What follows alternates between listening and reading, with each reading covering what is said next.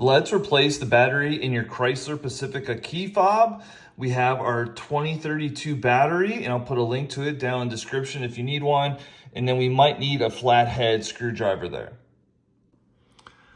First thing we need to do is to release the key part of the key fob. So I'm gonna press the button down there and pull out the key. So you'll see there's like 2 indentations there, and I'm gonna actually use the key to pop open the key fob.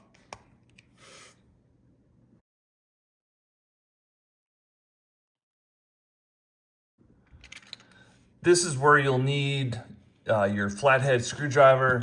So there's a little notch right there. I'll go ahead and pop that out.